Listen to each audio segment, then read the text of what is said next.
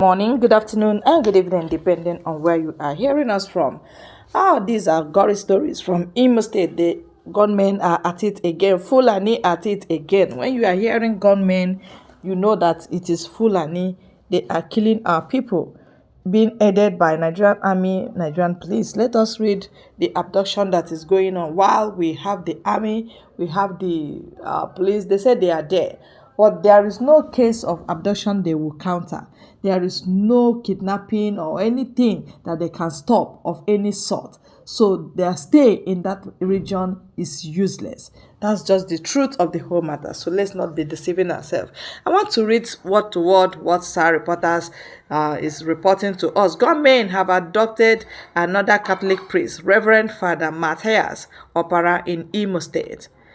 Father Opara, who is in charge of man of order and discipline of a Catholic Diocese of Owerri, was abducted on Friday evening alongside 3 other occupants of his car along Ejemekuru Obako Road, housing Uguta. Star Reporters learned that the priest was driving back to Owerri, the Imo State capital, after a burial when he was abducted. His abduction came barely 5 days after a priest in charge of Christ the King Catholic Church at Ezinachi Umagwo Parish of the Catholic Diocese of Okigwe, Reverend Father Jude Madoka, was kidnapped on Sunday, just moments before he went for a Sunday Mass. Also, the incident came less than 24 hours after the gruesome murder of a traditional ruler of Osun Obodo community in Uguta local government area and traditional prime minister of Mbede community in the same area, according to an eyewitness who gave his name Kashmir Chidiebube. The priest, popularly known as Owojo, was double-crossed while driving back to Owerri, the state capital, after the burial rites of the father of one of his colleagues at Izombe community in Uguta local government. Chidebere said Reverend Father Matthias Opara, popularly known as Owojo, has just been kidnapped along Ejemekuru Obako Road. He was kidnapped alongside others he was in the same vehicle with. The incident happened right before us.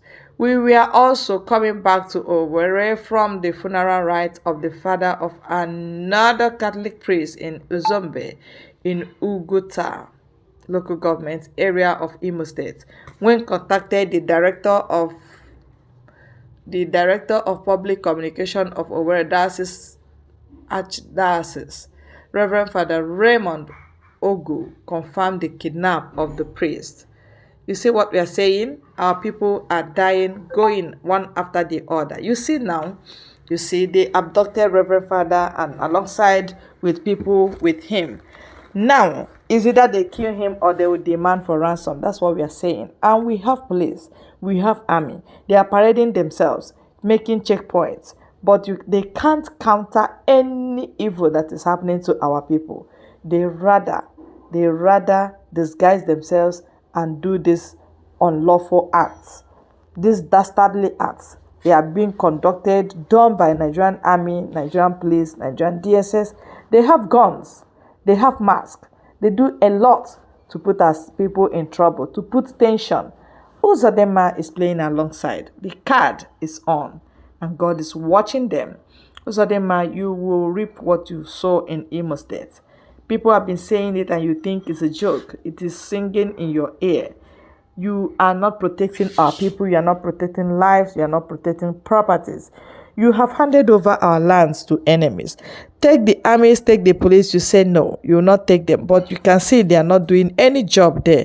They are rather there to cause confusion and to stop our security men from working. And this has to stop. Do you know how many people I just read now that were kidnapped, some killed? How many of them? These are important personnel. You know what it means to have a brother, a breadwinner, a husband, or a father, and they just killed the person gruesomely like this. It does not make sense, my dear people. We must have to call a spade a spade. We have to call it a spade and not a shovel.